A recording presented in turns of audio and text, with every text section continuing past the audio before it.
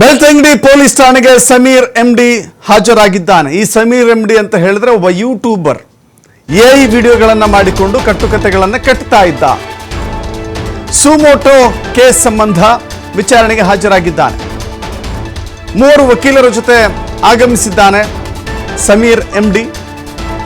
ದಾಖಲೆಗಳ ಸಮೇತ ವಿಚಾರಣೆಗೆ ಹಾಜರಾಗಿದ್ದಾನೆ. ಈ ಯೂಟ್ಯೂಬರ್ ಎಐ ವಿಡಿಯೋ ಮೂಲಕ ಗಲಭೆಗೆ ಪ್ರಚೋದನೆ ಕೊಟ್ಟಿರುವಂತ ಆರೋಪ ಇದೆ. ಸಮೀರ್ ಎಂಡಿಯನ್ನ ವಿಚಾರಣೆ ನಡೆಸ್ತಾರೆ ಪೊಲೀಸರು. ನೋಡಿ, ಇವನು ಒಬ್ಬ ಸಾಮಾನ್ಯ ಯೂಟ್ಯೂಬರ್ ಆಗಿದ್ದ. ಪ್ರತಿಯೊಬ್ಬ ಯೂಟ್ಯೂಬರ್ನ ಗುರಿ ಮತ್ತು ಉದ್ದೇಶ ಏನಾಗಿರುತ್ತೆ? ಮೊದಲ ಉದ್ದೇಶ ತನ್ನ ಯೂಟ್ಯೂಬ್ ಸಬ್ಸ್ಕ್ರಿಪ್ಷನ್ ಅನ್ನ ಜಾಸ್ತಿ ಮಾಡಿಕೊಳ್ಬೇಕು, ಅದರ ಮೂಲಕ ಹಣವನ್ನು ಮಾಡಬೇಕು ಅನ್ನುವ ಉದ್ದೇಶ ಇರುತ್ತೆ. ಹಣ, ಸಬ್ಸ್ಕ್ರೈಬರ್ ಜೊತೆಗೆ ಆತ ಫೇಮಸ್ ಆಗಬೇಕು ಅನ್ನುವ ಆಲೋಚನೆಗಳಿರುತ್ತೆ. ಆ ಉದ್ದೇಶದಿಂದಲೇ ಬಹುತೇಕರು ಯೂಟ್ಯೂಬ್ ಅನ್ನು ಓಪನ್ ಮಾಡ್ತಾರೆ. ಇವನು ಕೂಡ ಅಷ್ಟೇ. ಆದರೆ ಯಾವಾಗ ಇವನು ಧರ್ಮಸ್ಥಳದ ವಿಚಾರವಾಗಿ ಒಂದು ಎಐ ವಿಡಿಯೋ ಮಾಡ್ತಾನೋ ಆ ಸಂದರ್ಭದಲ್ಲಿ ಇಡೀ ರಾಜ್ಯದಲ್ಲಿ ಒಂದು ಸೆನ್ಸೇಷನ್ ಕ್ರಿಯೇಟ್ ಆಗುತ್ತೆ. ಅವನು ಹೇಳುವಂಥ ಪ್ರತಿ ಮಾತುಗಳನ್ನು ಕೂಡ ಇಡೀ ಕರ್ನಾಟಕ ನೋಡುತ್ತೆ. ಲಕ್ಷ ಜನ ನೋಡ್ತಾರೆ. ಕೋಟ್ಯಂತರ ಜನ ಇವನನ್ನ ವೀಕ್ಷಣೆ ಮಾಡ್ತಾರೆ. ಆಗ ಇವನು ಹೇಳಿದ್ದೆಲ್ಲವೂ ಕೂಡ ಪರಮ ಸತ್ಯ ಅಂತ ಹೇಳಿ ನಂಬಲಾಗತ್ತೆ ಮೊದಲ ವಿಡಿಯೋ. ಆದರೆ ಎರಡನೇ ವಿಡಿಯೋ ವಿಚಾರ ಇದೆಯಲ್ಲ, ಆ ಎರಡನೇ ವಿಡಿಯೋ ವಿಚಾರದಲ್ಲಿ ಅದು ಬೇರೆ ಬೇರೆಯ ಡೆವಲಪ್ಮೆಂಟ್ಗಳನ್ನು ಪಡಿತಾ ಹೋಗುತ್ತೆ. ಯಾವಾಗ ಸುಜಾತಾ ಭಟ್ ಅವರ ಮಗಳು, ಕಲ್ಪನೆಯಲ್ಲಿ ಇಲ್ಲದಂಥ ಮಗಳು, ಅಥವಾ ಕೇವಲ ಕಲ್ಪನಾ ಲೋಕದಲ್ಲಿ ಸೃಷ್ಟಿಯಾಗಿರುವಂಥ ಮಗಳು ಅನನ್ಯ ಭಟ್ ವಿಚಾರವಾಗಿ ಒಂದು ವಿಡಿಯೋ ಮಾಡ್ತಾನೆ. ಅದು ಈ ಇಡೀ ಸಮಾಜವನ್ನು ಕೆರಳಿಸುತ್ತೆ. ಇವನ ಮಾತುಗಳನ್ನು ಎಷ್ಟು ಜನ ನಂಬಿದ್ರೋ, ಇವನ ಮಾತುಗಳಿಗೆ ಎಷ್ಟು ತೂಕ ಇತ್ತೋ ಅಷ್ಟೇ ವಿರೋಧಾಭಾಸಗಳು ಕೂಡ ವ್ಯಕ್ತವಾಗುತ್ತೆ. ಇವನ ವಿರುದ್ಧವೂ ಕೂಡ ಈಗ ಪ್ರಕರಣ ದಾಖಲಾಗಿದೆ ಬೆಳ್ತಂಗಡಿ ಪೊಲೀಸ್ ಠಾಣೆಯಲ್ಲಿ. ಈಗ ವಕೀಲರ ಜೊತೆ ಆಗಮಿಸಿರುವಂಥ ಈ ಯೂಟ್ಯೂಬರ್ ಸಮೀರ್ ಎಂಡಿ ತನ್ನ ಬಳಿ ಇರುವಂಥ ದಾಖಲೆಗಳನ್ನು ಸಲ್ಲಿಸ್ತಾ ಇದ್ದಾನೆ. ಅದರ ಮೂಲಕ ತಾನು ಮಾಡಿರುವಂಥ ಎಐ ವಿಡಿಯೋಗಳಿಗೆ ಏನು ಪೂರಕ ದಾಖಲೆಗಳಿದೆ ಅನ್ನೋದನ್ನು ಸಮರ್ಥನೆ ಮಾಡಿಕೊಳ್ಳೋಕ್ಕೆ ಕೈಯಲ್ಲಿ, ಬಲಗೈಯಲ್ಲಿ ಮತ್ತು ಎಡಗೈಯಲ್ಲಿ ದಾಖಲೆಗಳ ಸಮೇತವಾಗಿ ಹಾಜರಾಗ್ತಾ ಇದ್ದಾನೆ. ಯಾವ ರೀತಿ ಸಬೂಬು ಕೊಡ್ತಾನೆ, ಯಾವ ರೀತಿ ಸಮರ್ಥನೆ ಕೊಡ್ತಾನೆ ನೋಡಬೇಕಾಗಿದೆ. ಮತ್ತಷ್ಟು ಮಾಹಿತಿ ನಮ್ಮ ಪ್ರತಿನಿಧಿ ಆದಿತ್ಯ ನೀಡ್ತಾರೆ. ಆದಿತ್ಯ, ಈ ಸಮೀರ್ ಎಂಡಿ ಒಬ್ಬ ಯೂಟ್ಯೂಬರ್, ಒಬ್ಬ ಸಾಮಾನ್ಯ ಯೂಟ್ಯೂಬರ್. ಯಾವುದೇ ಯೂಟ್ಯೂಬರ್ ಇದ್ರೂ ಕೂಡ ಅವನ ಸಬ್ಸ್ಕ್ರಿಪ್ಷನ್ ಜಾಸ್ತಿ ಆಗಬೇಕು, ಅವನಿಗೆ ಸಂಪಾದನೆ ಜಾಸ್ತಿ ಆಗಬೇಕು, ಫೇಮಸ್ ಆಗಬೇಕು ಅಂತ ಹೇಳಿ. ಬಟ್ ಸಮೀರ್ ಎಂಡಿ ಇದನ್ನು ಮೀರಿ ಒಂದು ಕೆರಳಿಸುವಂಥ ಎ ವಿಡಿಯೋಗಳಿದ್ದಾವಲ್ಲ, ಅದು ಸತ್ಯ ಶೋಧನೆಯ ಭಾಗವಾಗಿ ಮಾಡಿರುವಂಥ ವಿಡಿಯೋ ಅಂತ ಮೊದಲು ಜನ ಅಂದುಕೊಂಡಿದ್ರು. ಅದಾದ ನಂತರದಲ್ಲಿ ಬೇರೆ ಬೇರೆ ವಿಡಿಯೋಗಳು ಆ ದಿಕ್ಕು ತಪ್ಪಿಸುವಂಥ ಕೆಲಸ ಆಗಿದೆ ಅಂತ ಹೇಳಿ. ಈಗ ಸಮೀರ್ ಎಂಡಿ ಕೈಯಲ್ಲಿ ನೋಡಿದ್ರೆ ಬಂಡಲ್ ಗಟ್ಟಲೆ ದಾಖಲೆಗಳಿದ್ದಾವೆ. ಯಾವ ದಾಖಲೆಗಳಿವು? ಅನನ್ಯ ಭಟ್ ವಿಚಾರದಲ್ಲಿರುವಂಥ ದಾಖಲೆಗಳ ಏನೆಲ್ಲ ಇಂಟರ್ನಲ್ ಮೆಸೇಜ್ ಸಿಗ್ತಾ ಇದೆ, ಮಾಹಿತಿ ಸಿಗ್ತಾ ಇದೆ?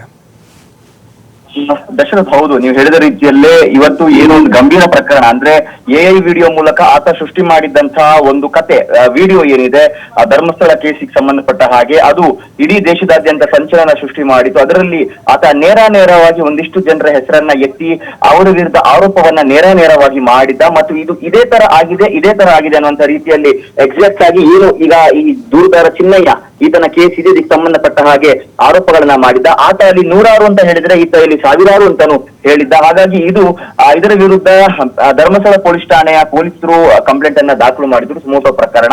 ಸೊ ಮೊನ್ನೆ ಗುರುವಾರ ಆತನಿಗೆ ಅದಕ್ಕೆ ಸಂಬಂಧಪಟ್ಟ ಹಾಗೆ ಜಾಮೀನು ಕೂಡ ಲಭಿಸಿತ್ತು. ಇದಾದ ಬಳಿಕ ವಿಚಾರಣೆಗೆ ಹಾಜರಾಗಬೇಕು ಅಂತ ಹೇಳಲಾಗಿತ್ತು. ಆತನ 2 ಮನೆಗಳಿಗೂ ಕೂಡ ನೋಟಿಸ್ ಅನ್ನ ಕೂಡ ಅಂಟಿಸಿದ್ರು, ಬೆಂಗಳೂರು ಮತ್ತು ಬಳ್ಳಾರಿ. ಸೊ ಇವತ್ತು 10 ಗಂಟೆಯ ಒಳಗೆ ವಿಚಾರಣೆಗೆ ಬರಬೇಕು ಅಂತ ನೋಟಿಸ್ ನೀಡಲಾಗಿತ್ತು. ಆದ್ರೆ ಆತ ಈಗ ಸರಿಸುಮಾರು 1 ಗಂಟೆಯ ಹೊತ್ತಿಗೆ ತನ್ನ ವಕೀಲರೊಂದಿಗೆ ಆತ ಬೆಳ್ತಂಗಡಿಯ ಪೊಲೀಸ್ ಠಾಣೆಗೆ ಆಗಮಿಸಿದ್ದಾನೆ ವಿಚಾರಣೆಗೋಸ್ಕರ.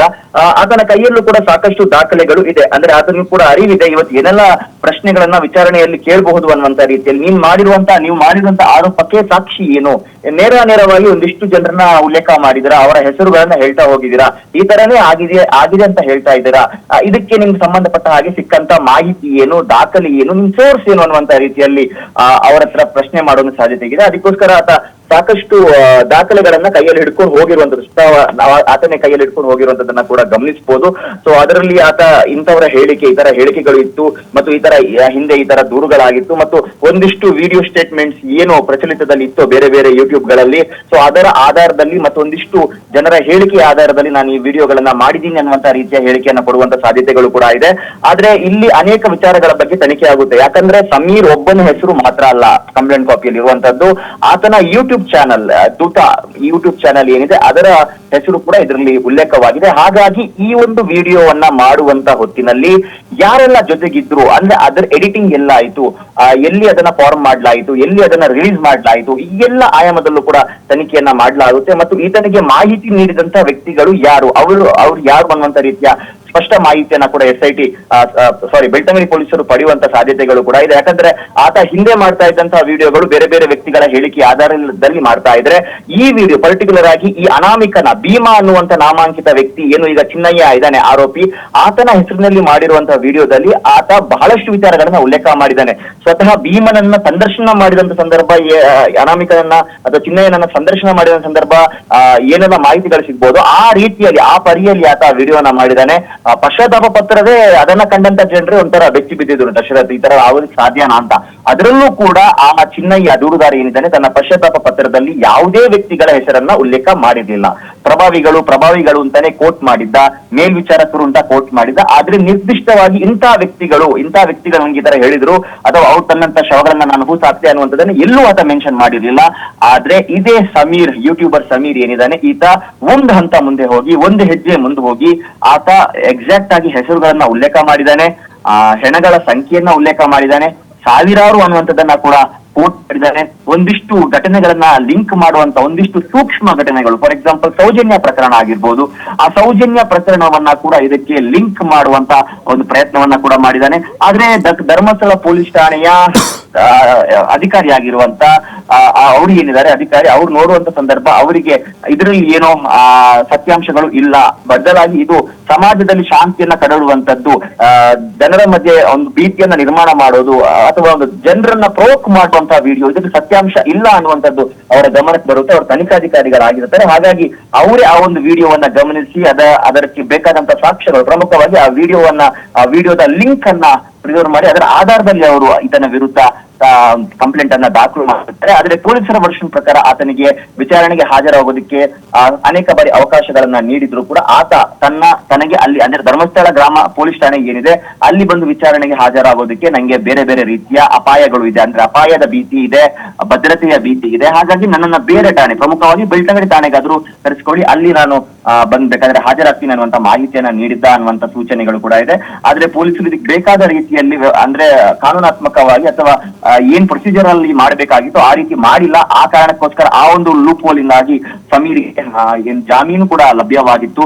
ಹಾಗಾಗಿ ಆತನಿಗೆ ಜಾಮೀನು ನೀಡುವ ಸಂದರ್ಭದಲ್ಲೂ ಕೂಡ ಬಹಳ ಸ್ಪಷ್ಟವಾಗಿ ನ್ಯಾಯಾಧೀಶರು ಉಲ್ಲೇಖ ಮಾಡಿದ್ರು, ನೀವು ಯಾವುದೇ ಸಂದರ್ಭದಲ್ಲೂ ತನಿಖಾಧಿಕಾರಿ ನಿಮ್ಮನ್ನ ವಿಚಾರಣೆ ಕರೆದಂತ ಸಂದರ್ಭ ನೀವು ವಿಚಾರಣೆಗೆ ಹಾಜರಿರಬೇಕು ಅನ್ನುವಂಥದ್ದನ್ನ ಉಲ್ಲೇಖ ಮಾಡಿದ್ರು. ಮತ್ತು ಯಾವುದೇ ರೀತಿಯಲ್ಲೂ ಕೂಡ ಸಾಕ್ಷಿ ನಾಶವನ್ನ ಮಾಡುವಂಥದ್ದು ಅಥವಾ ಇದನ್ನ ಪುನರಾವರ್ತನೆ ಮಾಡೋದು, ಈಗ ಯಾವ ಕಂಟೆಂಟ್ ಅನ್ನ ಇಟ್ಕೊಂಡು ಅಥವಾ ಯಾವ ಒಂದು ಕಂಟೆಂಟ್ ನ ಆಧಾರದಲ್ಲಿ ಇದು ಸಮಾಜದ ಶಾಂತಿ ಭಂಗ ಮಾಡುತ್ತೆ ಅನ್ನುವಂತಹ ಕಂಟೆಂಟ್ ಏನಿದೆ ಅಥವಾ ನಿರಾಧಾರವಾಗಿರುವಂತಹ ಆರೋಪಗಳನ್ನ ಮಾಡುವಂತ ಕಂಟೆಂಟ್ ಏನಿದೆ ಅದನ್ನ ಪುನರಾವರ್ತನೆ ಮಾಡಬಾರ್ದು, ಮುಂದಕ್ಕೆ ಆ ಆಂಗಲ್ ನಲ್ಲಿ ಯಾವುದೇ ರೀತಿಯ ಕಂಟೆಂಟ್ ಅನ್ನ ಕ್ರಿಯೇಟ್ ಮಾಡಬಾರ್ದು, ಇದು ಪುನರಾವರ್ತನೆ ಆಗ್ಬಾರ್ದು ಅನ್ನುವಂತ ರೀತಿಯಲ್ಲಿ ಆತನಿಗೆ ಎಚ್ಚರಿಕೆಯನ್ನ ನೀಡಲಾಗಿತ್ತು. ಸೊ ಹಾಗಾಗಿ ಆತ ಯಾವುದೇ ಸಂದರ್ಭದಲ್ಲೂ ವಿಚಾರಣೆಗೆ ಹಾಜರಾಗಬೇಕು ಅನ್ನುವಂತ ಕಾರಣಕ್ಕೋಸ್ಕರ ಇವತ್ತು ಮತ್ತೆ ಆತ ವಿಚಾರಣೆಗೆ ಹಾಜರಾಗಿದ್ದಾನೆ. 10 ಗಂಟೆಯ ಒಳಗಡೆ ಬರಬೇಕಾಗಿದ್ದರೆ ಆತ ಬಹಳ ತಡವಾಗಿ ಬಂದಿರೋದು. ಸೊ ತನಿಖಾಧಿಕಾರಿಗಳು ಕೂಡ ಹೊರಗಡೆ ಇದ್ದಾರೆ, ಹಾಗಾಗಿ ಆತನ ವಿಚಾರಣೆ ನಡೀತಾ ಇದೆ. ಸೊ ಸಮೀರ್ಗೆ ಮುಂದೆ ಏನಾದ್ರೂ ಕಾನೂನು ಸಂಕಷ್ಟ ಆಗುತ್ತಾ ಅನ್ನುವಂತ ರೀತಿಯ ಮಾತುಗಳು ಕೂಡ ಇದೆ. ಯಾಕಂದ್ರೆ ಪೊಲೀಸರು ಬೇಕಾದಂತ ದಾಖಲೆಗಳನ್ನ ಕಲೆಕ್ಟ್ ಮಾಡಿ ಆತನ ಜಾಮೀನನ್ನ ರದ್ದು ಕೋರಿ ಕೋರ್ಟಿಗೆ ಹೋಗ್ತಾರೆ ಅನ್ನುವಂತಹ ರೀತಿಯ ಮಾಹಿತಿಗಳು ಕೂಡ ಇದೆ. ಸೊ ಇವತ್ತಿನ ವಿಚಾರಣೆಯ ಬಳಿಕ ಏನಾಗುತ್ತೆ ಕಾದ್ ನೋಡ್ಬೇಕಾಗಿದೆ ಅಷ್ಟೇ. ಇದ್ರ ಜೊತೆಗೆ ಅವನು ಮಾಡಿರುವಂತ ವಿಡಿಯೋಗಳಿದ್ದಾವಲ್ಲ, ಆ ವಿಡಿಯೋಗಳಿಗೆ ಕೆಲವಷ್ಟು ಪೂರಕ ದಾಖಲೆಗಳನ್ನು ಕೊಡಬೇಕಾಗುತ್ತೆ. ಆಮೇಲೆ ಸುಜಾತ ಭಟ್ ವಿಚಾರದಲ್ಲಿ ಏನಾಗಿದೆ ಅನ್ನೋದನ್ನ ಇಡೀ ರಾಜ್ಯ ಗಮನಿಸಿದೆ. ಹೀಗಿರುವಾಗ ಇವನಿಗೆ ಸಂಕಷ್ಟ ತರಬಹುದಾದಂಥ ಸಾಧ್ಯತೆಗಳು ಯಾವ ವಿಡಿಯೋಗಳಿಂದ ಜಾಸ್ತಿ ಆಗುತ್ತೆ ಅಂತ ಹೇಳಿ? ದಶರಥ್ ಹೌದು, ಯಾಕಂದ್ರೆ ಇಲ್ಲಿ ಒಂದು ವಿಚಾರವನ್ನ ಇವರು ಉಲ್ಲೇಖ ಮಾಡೋ ಸಾಧ್ಯತೆ ಇದೆ. ಯಾಕಂದ್ರೆ ಒಂದು ವಿಡಿಯೋ ಡಿಲೀಟ್ ಆಗಿದ್ದನ್ನ ಕೂಡ ನಾವು ಗಮನಿಸಬಹುದು. ಯಾಕಂದ್ರೆ ಮೊದಲು ಈ ಒಂದು ಪಯಣ ಆರಂಭವಾಗಿದ್ದು ಎಲ್ಲಿ ಅಂದ್ರೆ ಧರ್ಮಸ್ಥಳ ಕೇಸಿಗೆ ಈತ ಎಂಟ್ರಿ ಆಗಿದ್ದು ಎಲ್ಲಿ ಅಂದ್ರೆ ಸೌಜನ್ಯ ಕೊಲೆ ಮತ್ತು ಅತ್ಯಾಚಾರ ಪ್ರಕರಣಕ್ಕೆ ಸಂಬಂಧಪಟ್ಟ ಹಾಗೆ ಮಾಡಿದಂತ ಆ ಒಂದು ವಿಡಿಯೋ. ಅದಕ್ಕೂ ಕೂಡ ಕಾನೂನಾತ್ಮಕ ಸಂಕಷ್ಟಗಳು ಎದುರಾಗಿತ್ತು ಮತ್ತು ಆತನ ವಿರುದ್ಧ ಮಾನನಷ್ಟ ಮೊಕದ್ದಮೆಯನ್ನ ಕೂಡ ಹೂಡ್ಲಾಗಿತ್ತು. ಆದ್ರೆ ಆ ಬಳಿಕ ಆತ ಏನ್ ಹೇಳ್ತಾರೆ ಅದನ್ನ ಪುನರಾವರ್ತನೆ ಅಂತ ಹೇಳ್ಬೋದು. ಅಲ್ಲಿಯವರೆಗೂ ಕೂಡ ಒಂದಿಷ್ಟು ಮಾಹಿತಿಗಳನ್ನ, ಒಂದಿಷ್ಟು ಹೆಸರುಗಳನ್ನ, ಅದನ್ನ ಫಾರ್ ಎಕ್ಸಾಂಪಲ್ ಪ್ರಭಾವಿಗಳು ಅಥವಾ ಗೌಡ್ರು ಅನ್ನುವಂತ ರೀತಿಯಲ್ಲಿ ಆತ ಉಲ್ಲೇಖ ಮಾಡ್ತಾ ಇದ್ದಿದ್ದನ್ನ ನಾವು ಗಮನಿಸಬಹುದು. ಆದ್ರೆ ಬರ್ಬರ್ತಾ ಆತ ಅದನ್ನ ನೇರವಾಗಿ ಯಾರೆಲ್ಲ ವ್ಯಕ್ತಿಗಳು ಇದಾರೋ, ಯಾರ ಮೇಲೆ ಆರೋಪ ಮಾಡ್ಬೇಕು ಅಂತ ಇತ್ತು, ಅದನ್ನ ನೇರವಾಗಿ ಅವರ ಹೆಸರುಗಳನ್ನ ಹೇಳುವಂತದ್ದನ್ನ ಕೂಡ ಆತ ಮಾಡಿದ್ದ. ಯಾಕಂದ್ರೆ ಇದಕ್ಕೆ ಸಂಬಂಧಪಟ್ಟ ಹಾಗೆ ಈ ಹಿಂದೆ ಕೂಡ ಸಾಕಷ್ಟು ಯೂಟ್ಯೂಬರ್ ಗಳಿಗೆ ಕಾನೂನಾತ್ಮಕ ಸಂಕಷ್ಟಗಳು ಕೂಡ ಎದುರಾಗಿದೆ. ಆ ಕಾನೂನಿನಲ್ಲೂ ಕೂಡ ಇದಕ್ಕೆ ಅಂದ್ರೆ ಈ ತರ ಏನೋ ನಿರಾಧಾರವಾಗಿ ಯಾವುದೇ ರೀತಿಯ ದಾಖಲೆಗಳು ಇಲ್ಲದೆ ಈ ತರ ಆರೋಪ ಮಾಡುವಂತ ತಪ್ಪು ಅನ್ನುವಂತ ರೀತಿಯ ಸಾಕಷ್ಟು ಉದಾಹರಣೆಗಳು ಆಗಿರುವಂತದ್ದು ಇದೆ. ಆದ್ರೆ ಈತ ಅದೆಲ್ಲವನ್ನ ಮೀರಿ ಮತ್ತೆ ಆ ಹೆಸರುಗಳನ್ನ ಉಲ್ಲೇಖ ಮಾಡುವಂತದ್ದನ್ನ ಮಾಡಿದ್ದ. ಆದ್ರೆ ಇದು ಆ ಸಂದರ್ಭದಲ್ಲಿ ಮಾಡಿದಂತ ವಿಡಿಯೋ. ಆದ್ರೆ ಯಾವಾಗ ಈ 100 ಶವಗಳು ಹೂತಿಟ್ಟಂತ ಪ್ರಕರಣ ಮುನ್ನೆಲೆಗೆ ಬರುತ್ತೋ, ಈತ ಈ ಸಂದರ್ಭದಲ್ಲೂ ಕೂಡ ಅದೇ ಹೆಸರುಗಳನ್ನ ಮತ್ತೆ ಇಲ್ಲಿ ಉಲ್ಲೇಖ ಮಾಡಿ, ಅಂದ್ರೆ ಯಾವ ಒಂದು ವಿಡಿಯೋದಿಂದ ಮೊದಲಿಗೆ ಈತನಿಗೆ ಕಾನೂನಿನ ಸಂಕಷ್ಟ ಎದುರಾಗಿತ್ತು ಅದೇ ವಿಡಿಯೋದ ಅಂಶಗಳನ್ನ ಇದರಲ್ಲಿ ನೇರವಾಗಿ ಒಂದಿಷ್ಟು ಜನರ ಹೆಸರುಗಳನ್ನ ಹೇಳಿ ಅಲ್ಲಿ ನಿಜವಾಗ್ಲೂ ಇದೇ ತರ ಆಗಿದೆ ಅನ್ನುವಂತ ರೀತಿಯ ಭಾವನೆಯನ್ನ ಸೃಷ್ಟಿ ಮಾಡಿ ಜನರನ್ನ ಪ್ರವೋಕ್ ಮಾಡುವಂತದ್ದು ಇದು, ಅಥವಾ ಜನರ ಭಾವನೆಗೆ ಧಕ್ಕೆ ತರುವಂತದ್ದು ಇದು ಅನ್ನುವಂಥದ್ದ ರೀತಿಯಲ್ಲೂ ಕೂಡ ಪೊಲೀಸರು ನ್ಯಾಯಾಲಯಕ್ಕೆ ಆ ಒಂದು ದಾಖಲೆಗಳನ್ನ ಸಲ್ಲಿಸುವ ಸಾಧ್ಯತೆ ಇದೆ. ಈ ವಿಡಿಯೋ ಒಂದ್ ಕಡೆ ಆದ್ರೆ ಹ್ಯಾಬಿಚುವಲ್ ಒಫೆಂಡರ್ ಅನ್ನುವಂತ ರೀತಿಯಲ್ಲೂ ಕೂಡ ಮಾಡುವಂತ ಸಾಧ್ಯತೆಗಳು ಕೂಡ ಇದೆ. ಯಾಕಂದ್ರೆ ಹಿಂದಿನ 2 ವಿಡಿಯೋಗಳು ಏನಿದೆ, ಒಂದು ಅತ್ಯಾಚಾರ ಪ್ರಕರಣಕ್ಕೆ ಸಂಬಂಧಪಟ್ಟ ಹಾಗೆ, ಇನ್ನೊಂದು ಸಾಕ್ಷಿ ನಾಶ ಸಂಬಂಧಪಟ್ಟ ಹಾಗೆ, ಮತ್ತು ಈ ಒಂದು 100 ಕೊಲೆಗಳ ಪ್ರಕರಣಕ್ಕೆ ಸಂಬಂಧಪಟ್ಟ ಹಾಗೆ, ಶವಭೂತಂತ ಪ್ರಕರಣಕ್ಕೆ ಸಂಬಂಧಪಟ್ಟ ಹಾಗೆ. ಹಾಗಾಗಿ ಪೊಲೀಸರು ಇದಕ್ಕೆ ಸಂಬಂಧಪಟ್ಟಂತ ದಾಖಲೆಗಳನ್ನ ಪಡೆದು ಅದನ್ನ ನ್ಯಾಯಾಲಯಕ್ಕೆ ಒಪ್ಪಿಸಿ ಆತನ ಜಾಮೀನನ್ನ ರದ್ದು ಕೋರುವಂತ ಸಾಧ್ಯತೆಗಳು ಕೂಡ ಇದೆ. ಹಾಗಾಗಿ ಸಮೀರ್ಗೆ ಬಂಧನ ಸಂಕಷ್ಟ ಎದುರಾಗುವಂತ ರೀತಿಯಲ್ಲಿ ಬೇಕಾದಂತ ವ್ಯವಸ್ಥೆಗಳನ್ನ ಪೊಲೀಸರು ಬಹಳ ಟೈಟ್ ಆಗಿ ಮಾಡ್ತಾ ಇದ್ದಾರೆ. ಯಾಕಂದ್ರೆ ಹಿಂದೆ ಇವರಿಗೆಲ್ಲ ಒಂದು ಯಾವ ತರ ಇತ್ತು ಅಂದ್ರೆ ಸಾಕಷ್ಟು ಕೇಸ್ಗಳು ಆಗಿದೆ. ಅಂದ್ರೆ ಇದೇ ಮಾದರಿಯಲ್ಲಿ ಆರೋಪವನ್ನ ಮಾಡಿದ ಸಂದರ್ಭ, ತೇಜೋವಧೆ ಮಾಡಿದ ಸಂದರ್ಭ ಸಾಕಷ್ಟು ಕೇಸ್ಗಳು ಆಗಿದೆ. ಅದು ನ್ಯಾಯಾಲಯದ ಮೆಟ್ಟಿಲು ಹತ್ತಿ ಅಲ್ಲಿ ಜಾಮೀನು ಇನ್ನೊಂದು ಪಡ್ಕೊಂಡವರು ಸೇಫ್ ಆಗ್ತಾ ಇದ್ದಂಥದ್ದು ಕೂಡ ಇದೆ. ಹಾಗಾಗಿ ಇದು ಯಾವಾಗ್ಲೂ ಆಗುವಂತದ್ದು ಅಂತ ಅನ್ನುವ ರೀತಿಯಲ್ಲಿ ಒಂದು ನಿರ್ಲಕ್ಷ್ಯತನ ಅಂತಾನು ಹೇಳ್ಬಹುದು, ಅಥವಾ ಅದನ್ನ ಬಹಳ ಲೈಟ್ ಆಗಿ ತೆಗೆದುಕೊಂಡಿದ್ರು. ಆದ್ರೆ ಮಹೇಶ್ ಶೆಟ್ಟಿ ತಿಮ್ಮರೋಡಿ ಬಂಧನವಾದ ಬಳಿಕ ಪೊಲೀಸರು ಕೂಡ ಪ್ರಕ್ರಿಯೆಗಳನ್ನ ಬಹಳ ಸ್ಟ್ರಾಂಗ್ ಆಗಿ ಮಾಡ್ತಾ ಇದ್ದಾರೆ. ಯಾಕಂದ್ರೆ ಮೊನ್ನೆ ಕೂಡ ಆತ ಏನು ವಿಚಾರಣೆಗೆ ಹಾಜರಾಗಿರ್ಲಿಲ್ಲ, ಆತ ವಿಚಾರವನ್ನ ಹೇಳಿದ, ಅಂದ್ರೆ ನಂಗೆ ಬೆಳ್ತಂಗಡಿ ಸ್ಟೇಷನ್ ಅಲ್ಲಿ ನಂಗೆ ಅವಕಾಶವನ್ನ ಮಾಡ್ಕೊಡಿ ಅಂತ. ಆದ್ರೆ ಅಧಿಕಾರಿಗಳು ಆತನಿಗೆ ಓರಲ್ ಆಗಿ ಅದಕ್ಕೆ ಪರ್ಮಿಷನ್ ಕೊಟ್ಟಿದ್ರು ಅನ್ನುವಂತ ಕಾರಣಕ್ಕೋಸ್ಕರ ಅದು ನ್ಯಾಯಾಲಯದಲ್ಲೂ ಕೂಡ ಪೊಲೀಸ್ ಅಧಿಕಾರಿಗಳನ್ನ ಪ್ರಶ್ನೆ ಮಾಡುವಂತ ಪರಿಸ್ಥಿತಿಯನ್ನ ನಿರ್ಮಾಣ ಮಾಡಿತ್ತು.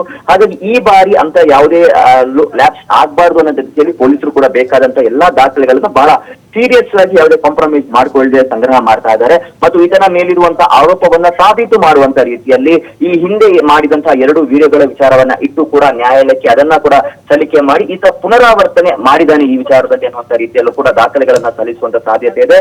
ಇಲ್ಲವೇ ವಿಚಾರಣೆ ಆಗ್ತಾ ಇದೆ. ಹಾಗಾಗಿ ಆ ವಿಚಾರಣೆಯ ಬಳಿಕ ಆತ ಕೊಡುವಂತ ಸ್ಪಷ್ಟೀಕರಣ ಮತ್ತು ಆತ ಕೊಡುವಂತ ದಾಖಲೆಗಳ ಆಧಾರದಲ್ಲಿ ಪೊಲೀಸರು ಮುಂದೆ ಯಾವ ನಿರ್ಧಾರವನ್ನ ತೆಗೆದುಕೊಳ್ತಾರೆ ನೋಡ್ಬೇಕಾಗಿದೆ. Yes, thank you Aditya.